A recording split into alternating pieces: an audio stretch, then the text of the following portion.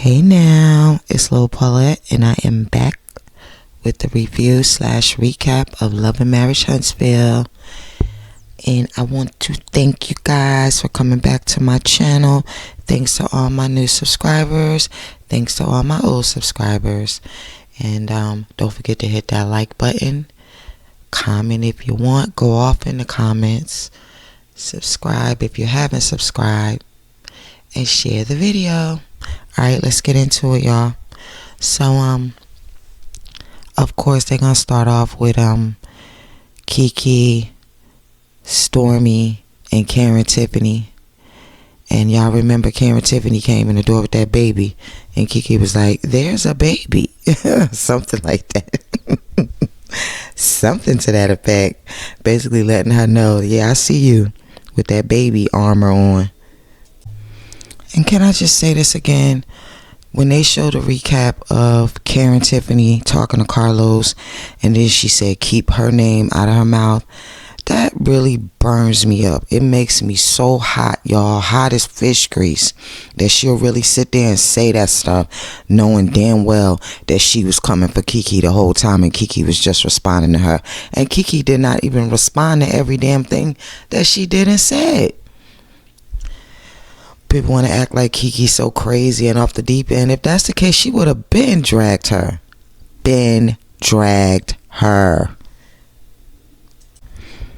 Okay, I ain't gonna lie, y'all. I couldn't even get through it.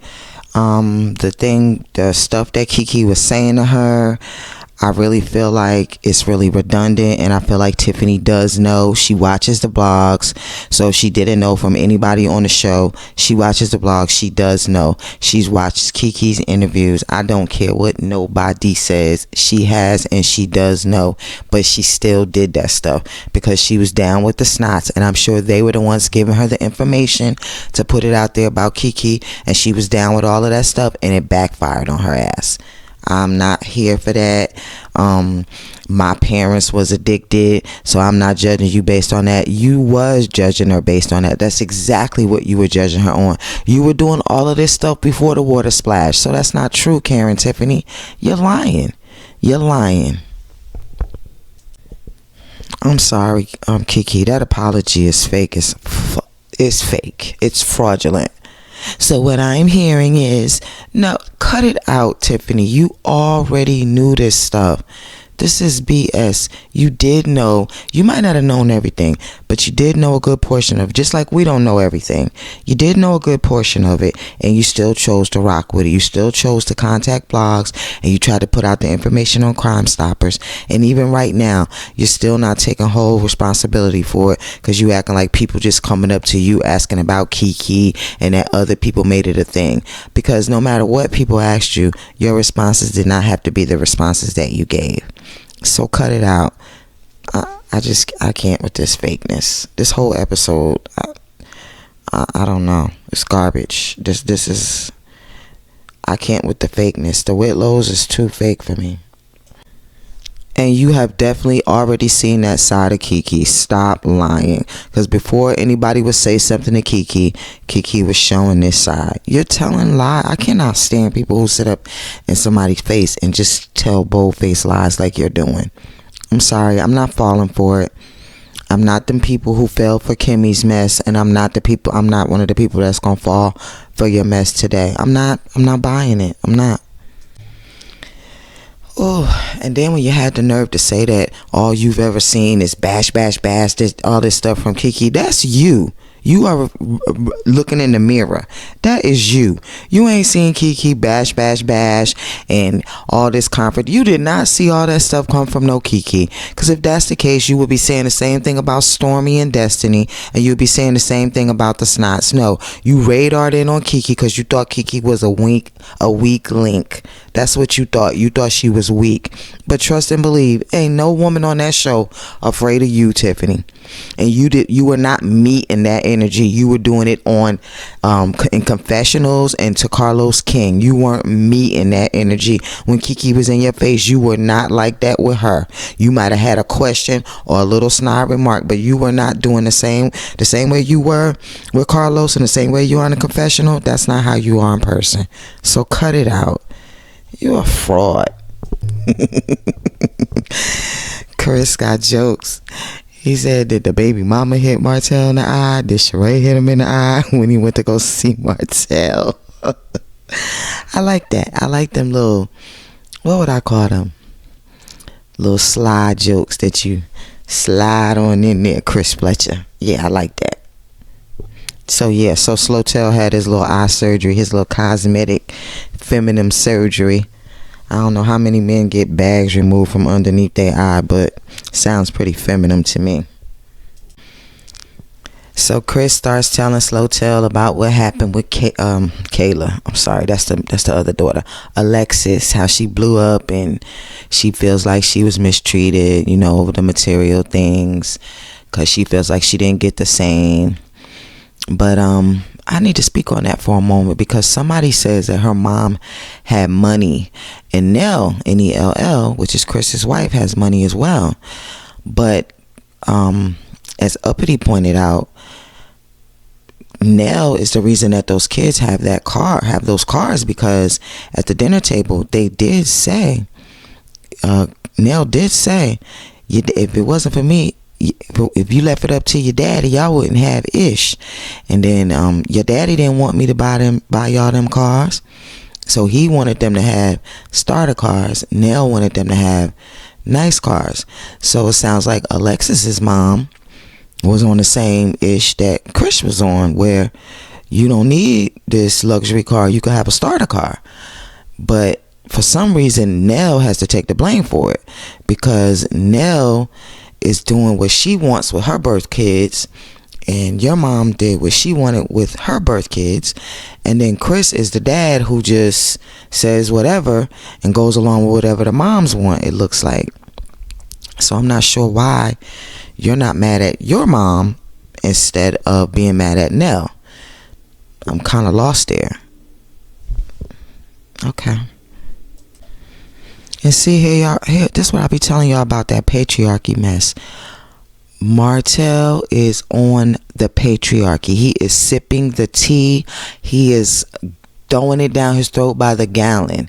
He really thinks in that little peanut brain that Nell owes him some type of respect because he is a man versus a woman, and that it is disrespectful to him for her to bring up the fact that he cheated on Mel, that she can't say certain things because to him it's disrespectful.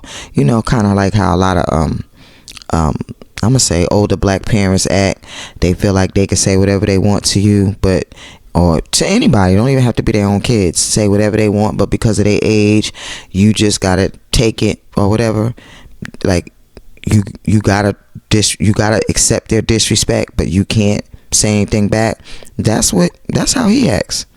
He acts just like that. He thinks that he could say and do whatever he wants. And I ain't gonna lie, a lot of men act like that. A lot of men act like that. They could say whatever they want or whatever, and you just supposed to just eat that. When you say something back is disrespectful. You know, as we know on this show, they love starting in the middle. They don't like starting in the beginning. As Kimmi said a long time ago, they like to start at where you responded, but not where they started it. He doing the same thing. You think you can come to somebody else's house, start whipping and wailing and flailing your hands up at their wife, talking to them crazy, and Nell was just supposed to sit back and take it? I don't know no woman, black, white, Puerto Rican, Chinese, I don't give a damn what you call her, that be sitting around and just be taking a man up in her face, talking junk to her. I ain't met one yet. Not a one, even a little quiet one that don't say nothing. Get in her face and see how quick she changed. Ain't nobody having that mess. And I'm not saying that Nell should be disrespecting him, because I that's her friend. So of course she shouldn't. But she did not disrespect him. She did not disrespect him. The only respect they owe each other is on a friendly basis. But she does not owe him any respect based on the fact that she's a woman and he's a man. No, it don't work like that, bro. And Chris, I'm so disappointed in you. Chris, no.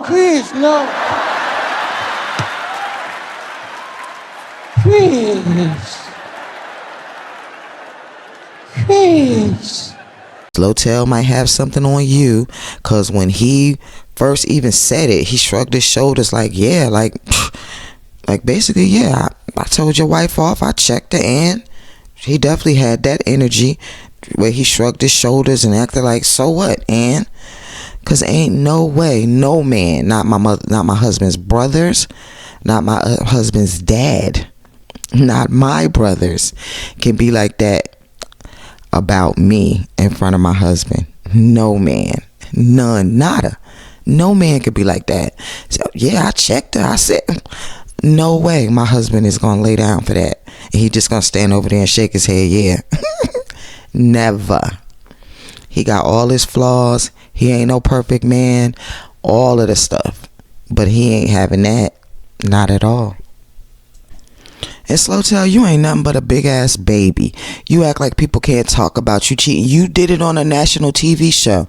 You let your side 304 get online and torture your wife at the time, and then you expect people to not talk about it. We gonna talk about it every day. If I have to make a video every day and just say Martell cheated, I will do it every damn day if I have to, just to piss you off. Who the hell are you? You don't get to decide what we talk about or what we don't talk about, and you damn sure don't get to decide what Nell talk about or don't talk about. Hell you think you are? And did they pick a side when they was at your birthday party, Slotel? Did they pick a side when Chris came to your nest or whatever the hell it's called? Did they pick a side for that? Did he pick a side when he came to your suit stuff? It's never picking a side when somebody do something with you. But when somebody do something with Mel, it's picking a side. You know why? Because you couldn't convince them to come over to your side like you convinced everybody else to kick Mel's back in and come over to your side. When everybody else knew that you was the cheater and that you was going around doing all this stuff. Even Tisha's ugly ass, she was the one who made the video, was saying, oh, this is about having an infidelity on your husband, knowing damn well that Martell was doing this stuff and you knew about it before even Mel did. But you gonna sit up there and try to push that narrative too.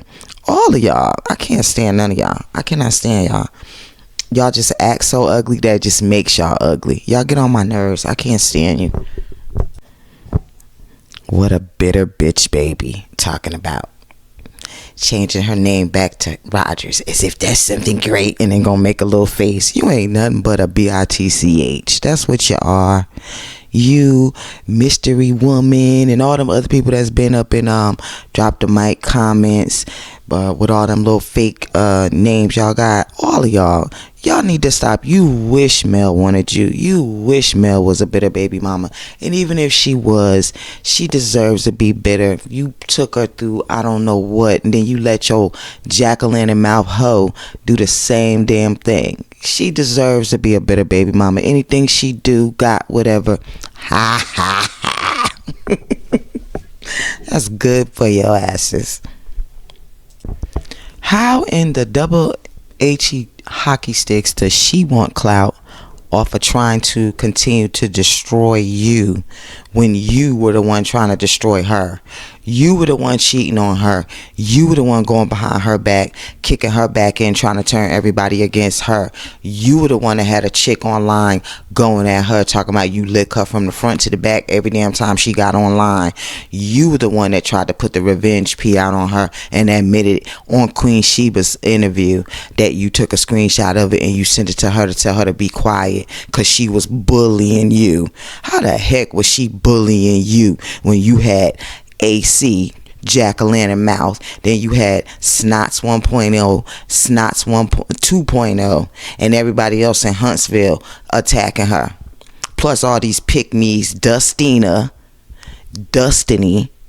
You had all of these people attacking her, but she was bullying you. You are so damn delusional. And again, Marlene, you ought to be ashamed of yourself. Just like I said in the prior video, you ought to be ashamed of yourself. Pathetic, dusty ass son. Okay, so Kimmy and I'm not even gonna call her that. My Little Pony and Latifah go get a yoni steam. Yoni, Y-O-N-I. There's no A in there. Yoni, a yoni steam, and Of course, it has to be back on her cooch because obviously she don't have nothing else to talk about besides this, you know, or whatever, and her trying to get back with no mo. And My Little Pony said she kind of just wanted to do something fun, you know. If y'all didn't catch that Baltimore do, go back and hear it. It's like about 16 minutes and about 40 something seconds. And you'll hear what I'm talking about. Wait, so who planned this Yoni's team? Was it My Little Pony or was it Kickball Head? I'm confused because you just happened to know that you were going to a Yoni steam and you just happened to bring the pregnancy test with you and you were in the bathroom with it and you come out the bathroom, y'all, and y'all think this is real? I can't. Did y'all notice how Kimmi kept using a high voice? I can't believe you took the test. I don't realize you took the test. She said it so many times in her high voice. That's an indication of a lie, y'all. Why are you using your high voice? Please, My Little Pony, explain it to me. I can't believe you took... Girl, if y'all don't cut it out, that was planned, y'all. This was a planned scene. She is not surprised. All them fake little baby slaps she doing and all of that. And maybe it didn't take. All of that. They can't act. Sorry. Not buying it either. Y'all know damn well that stick was coming back negative. If y'all don't go sit down with that bull fraggle naggle. All the fake. Ooh. Oh, that was close. Cut it out. Y'all know that girl wasn't pregnant. Like you said, she just eating. But you do know, I remember back in the day when Wendy Williams first got on the radio. I'm sorry, not when she first got on the radio, before, maybe right before she started getting on TV, a couple of years, maybe 10 years before she got on TV, right, when she was on the radio. She was talking about how when she first got one of her surgeries, I think it was lipo, that when you start gaining weight, you gain it in all the other places, like your neck, you know, all the places that you didn't get your fat cells sucked out from. So then you might end up with like big arms, big neck. And she was saying that her arms was getting big and that she was going back. Back then, Wendy, before her first surgery, she was like letting us know everything, like blow by blow. So we always knew everything that Wendy was doing back then. Like, I don't know if she does that on the show, if she was still getting surgeries, you know, by the time she was on a TV show. But back then when she first started, she shared everything, you know, blow by blow, like every day on the radio. So I do remember her talking about that. And that's when I look at Kickball Head, that's what I see. Because when I go back to the first season, she did not have a big kickball head. She has a big kickball head now because she's gaining weight in her face and her head. You know, kind of like how people used to make fun of Oprah after she lost weight, and because her head was still big and fat, but her body was skinny. She has that big kickball head now. And she definitely did not have it before. I'm not trying to be funny, y'all. I'm serious. Kickball Head, the reason that you don't want to answer no questions is because you don't want it to come out that you sent your cousin to find out the information, and you don't want it to come out about the information about Bottom Row So cheating. It's okay, we get it now. Like, this is season 6. We already got it. We get it, sweetie pie. We know. You cannot hide it anymore. And I know you knew that the second they gave Kiki a contract, that the gig was up. The game was over. OVAH.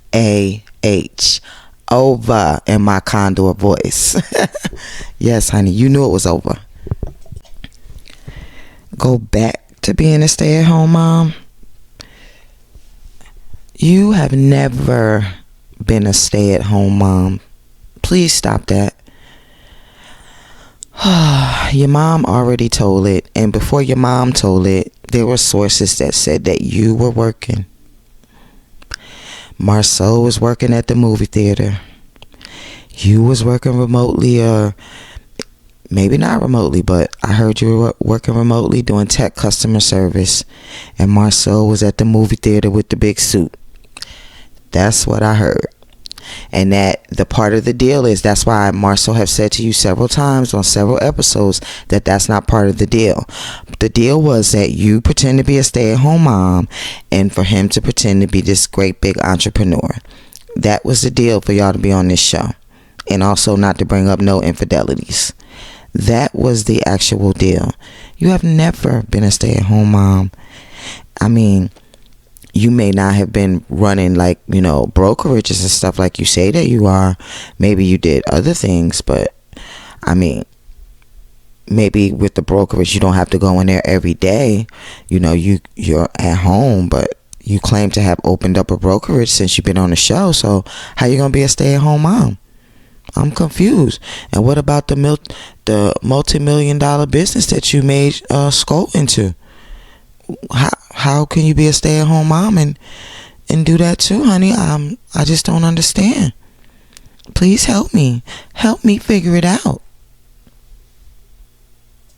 Okay, there it is. When Mila was born, you were a stay-at-home mom. Okay, because that could be true, because she's only like 7, so that could be true, because the show's been on for probably like 6 years, 5 years. So yeah, that could be true. I stand corrected. You probably were a stay-at-home mom when Mila was born, but you were not a stay-at-home mom for those other times when he was at the movie theater with the big suit. I guess in the beginning, I don't know when that started and ended, but yeah, but I do believe what Uncle Daddy said, and I do believe that information that was given to that content creator. I do. And I'm also proud of you for getting a life coach. I'm definitely proud of you for doing that. Go on, kickball head.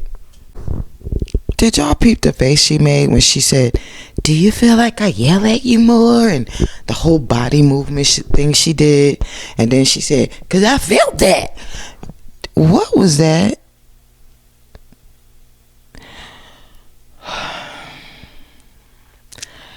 I don't know. I might need to stop smoking weed, y'all, because I do know one thing about the cannabis.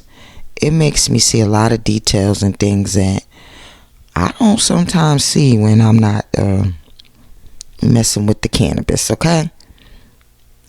But all of that just seemed very acted. I don't know. Seems scripted, put it that way.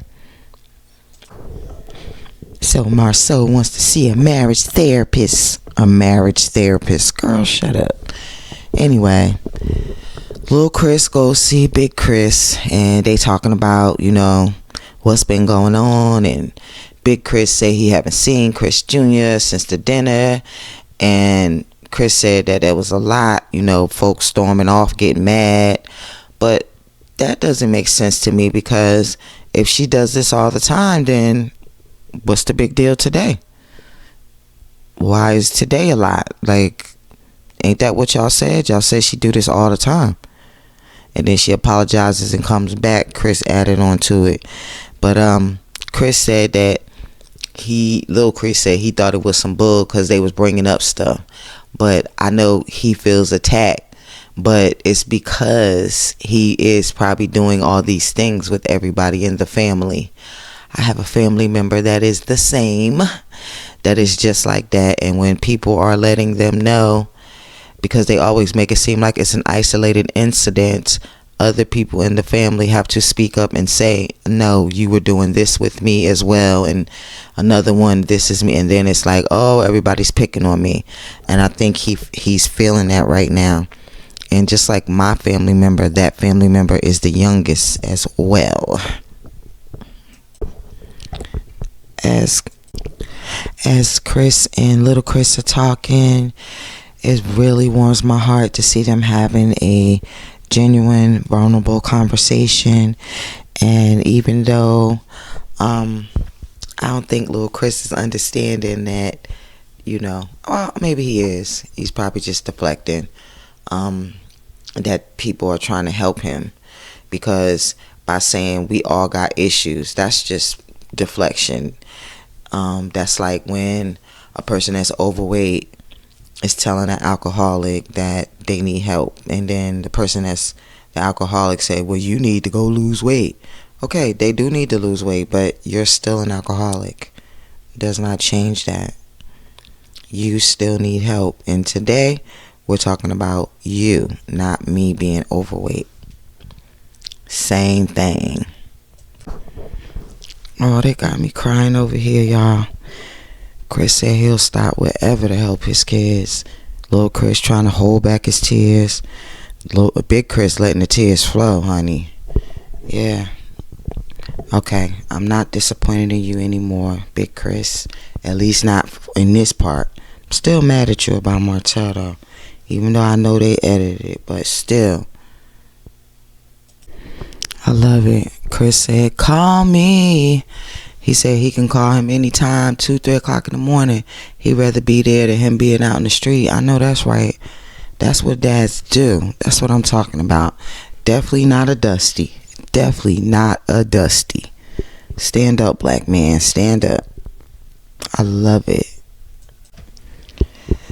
Oh my goodness. So they go to Karen Tiffany, big lollipop head, with little Ace sitting on her lap looking so cute while she fake folding up clothes. And her and Lou is talking, and she tells Lou all about the meeting with Kiki and Stormy and how she felt that Kiki was being genuine and she saw another side of Kiki. Bull crap. But anyway, so she used that, as her little segue into the conversation to make it seem like she forgave Kiki for defending herself against her, basically. Okay, let's just keep it 100, y'all. Did Tiffany go to a doctor and the doctor told her that she had postpartum? Or did Lou just say, oh, well, you look depressed and I think you had postpartum? Because everything that Tiffany was just like spouting out, I don't feel attractive, this or that sounds like she just read it. She read symptoms. It sounds like that. Like, I ain't trying to be funny or nothing, but it just sounds like she's overwhelmed. It does not sound like that she particularly has postpartum. And I'm not saying that she doesn't have postpartum. I just don't believe her. I just don't. Because for one thing, like I said, it sounds like she's spouting off symptoms offline. And then for two, she's talking about tasks that have to be done. Things like that would be overwhelming if you just had a baby, no matter if if you had postpartum or if you didn't. If you also have a life, and just getting up at 4:30 in the morning is rough for most people, period. So I don't know. And then the fact that she brings up the stuff about bringing drama. Like, what does that have to do with postpartum? That people think you should bring drama, basically about her attacking Kiki and contacting the bloggers with the Crime Stopper information about Kiki. And when people found out it didn't play out the way that she thought it would, it backfired on her, where people don't like her. So tell me, what does that have to do with postpartum? None of that has anything to do with postpartum. Now, feeling overwhelmed and crying and not feeling worthy and things like that, those things do have stuff to do with any type of depression. But I'm sorry, I do not buy it, because what does you bringing it on this show have to do with postpartum? Bringing lies and bringing drama, or you should be fired and all of that stuff. Are you saying the stress of the show? Because the same way you could have brought bad stuff, you could have brought good stuff. You could have contacted the bloggers with good stuff, but you chose to be a puppet for the snots and bring negative things about Kiki. You thought Kiki was the weakest link, just like I said before. Period. And P.S., why didn't you go for Tisha when she said something about the cheating in your marriage? She insinuated it on 2 different episodes, but you had no smoke for her. And that goes to show. But you sitting up here talking about it like it's a factor, but you did not say anything to her unless they edited it out. My bad. They could have edited it out. But you ain't saying nothing on social media. there go your chance. And if you leave the show, then you better say something about it. What you said to Tisha when she was saying something was going on with rumors in the street about your marriage, since you got so much smoke for Kiki. And Lou said it shouldn't ultimately be because of a show. This show cannot cause postpartum depression. It's not listed online in any symptoms or in any medical book. Love and Marriage Huntsville. It does not cause postpartum depression. Nope. Like he said, because of a show.